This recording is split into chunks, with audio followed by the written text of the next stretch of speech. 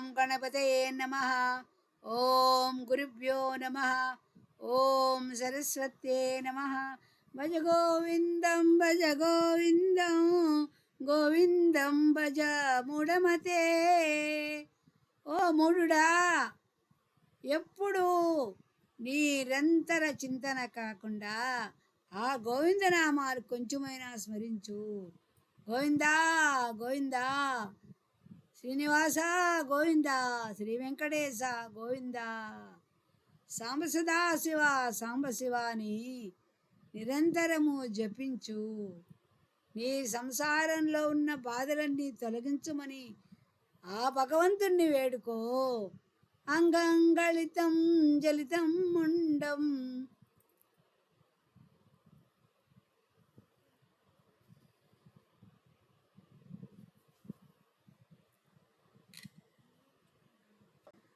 దశన విహీనం జాతం తుండం వృద్ధో యాతి గృహీత్వా దండం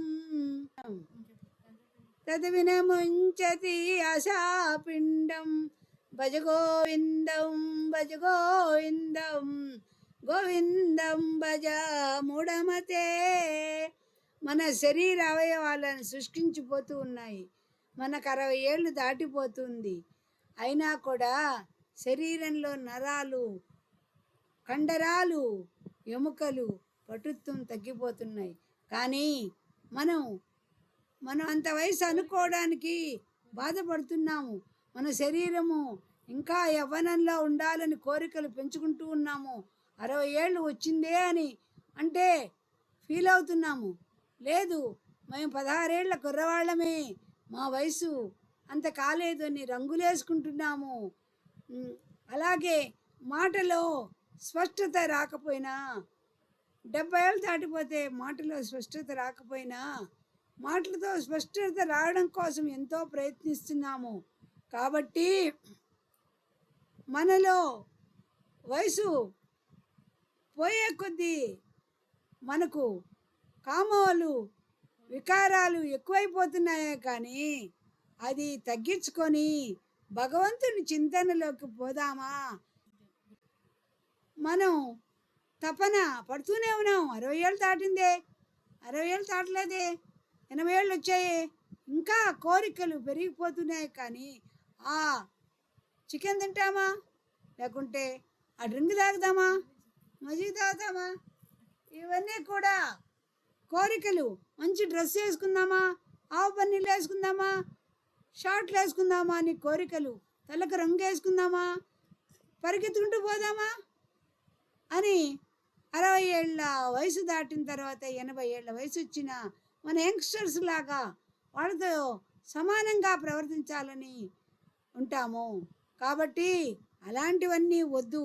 మనకు వయసు వచ్చింది, మన భగవత్ చింతనకు పోవాలి. మనకు ఎంత గింజుకున్నా కూడా, వీటి మీద ఆలోచన పోయినా కూడా తప్పించుకొని భగవంతుని చింతనకి 1 గంట అయినా కాలాన్ని భగవంతునికి ఉపయోగించు. మంచి సత్సంగత్యం చెయ్యి, మంచి వాళ్ళతో మాట్లాడు, మంచి నేర్పించు, పిల్లలతో మంచిగా ప్రవర్తించు, మంచి కాలక్షేపం చెయ్యి. నీ బుద్ధి మార్చుకో, నీ మనసు ప్రవర్తనని మంచి మార్చుకో. ఇంకా తాపత్రయపడతావు దేనికి? మనమే మనకు కాకుండా పోతున్నప్పుడు ఇంకా తాపత్రయపడి దేనికోసం వెప్పర్లాడతావు? కురుక్షేత్ర సంగ్రామం జరిగిన తర్వాత కౌరవులందరూ నశించారు. ఎంతో మంది యుద్ధ రంగంలో మరణించారు. అయినా కూడా ధృతరాష్ట్రుడు, గాంధారి ఇంకా రాజభోగ్యాలు అనుభవించాలని అంతఃపురంలో ఉంటే విదురుడు వస్తాడు, కటువుగా మాట్లాడతాడు. నీ వారందరినీ పోగొట్టుకుని కూడా నీవు ఈ అంతఃపురం వదలకుండా రాజ్యాలను ఏలాలను చూస్తున్నావా ధృతరాష్ట్ర? ధర్మరాజుతో కలిసి మాట్లాడుతున్నావు. పద, ఈ హంసతూలికా తల్పాల్లో నిలబడి జీవించాలనుకుంటున్నావు. అవన్నీ తప్పించుకొని వానప్రస్థాశ్రమం పోదాంరా. ఇంకా జీవితం కోసం ఎంపర్లాడవద్దు, అజ్ఞానంలో మునిగిపోవద్దని విదురుడు వాళ్ళిద్దరిని తీసుకొని అడవులకు తీసుకొని పోతాడు. అక్కడే గడిపి వాడు జీవనంని జీవనంలో గడిపి మరణిస్తారు. కాబట్టి వానప్రస్థం అనేది అంటే మన వయసు అయిపోయింది, భగవంతుని చింతన చేసుకోండి అని. మీరు అడవుల్లో కూర్చొని ముక్కు మూసుకొని పూజలు చేయలేరు. ఇంట్లోనే ఒక మూల కూర్చొని మీ ఎవరి విషయాలు పట్టించుకోకుండా, ఆ అమ్మాయి ఏంది అక్కడ ఆ పని చేస్తుందే, ఈ అబ్బాయి ఏంది ఆ టీవీ చూస్తున్నాడే, ఈ అబ్బాయి ఏంది ఎగురుతా ఉన్నాడే అనుకోకుండా, చేతైతే నీకేమైనా విద్య వస్తే వాళ్ళకి నేర్పించు. ఒక అరగంట, ఒక గంట వాళ్ళకి కావాల్సిన కార్యక్రమం ఉంటే చెయ్యి. లేకపోతే మిగిలిన సమయాన్నంతా భగవంతునికై కేటాయించుకో, జపం చేసుకో. వాళ్ళని విమర్శించి, వాళ్ళని బాధ పెట్టి, వాళ్ళని హింసించి చేయవద్దు. నీ వయసు అయిపోయింది.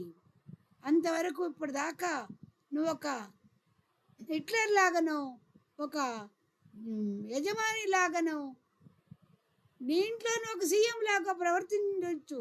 కానీ నీ వయసు అయిపోయింది. జ్ఞాపకం పెట్టుకో, నీవు భగవంతుని కోసం చింతన చేయాలి అనే విషయాన్ని గుర్తించుకో. ముసలితనంలో కోరికల కోసం వెంపర్లాడకు. శంకరాచార్యులు దేశంతా తిరిగి చెప్పింది మన కోసమే. ఆయన ఏదో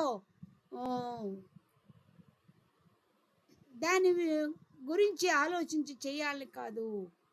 శంకరుడు పుట్టిందే మన కోసం. మానవులంతా మంచిగా బతకాలని ఆయన ఎంతో తాపత్రయపడి ఈ తత్వాలు రాశాడు.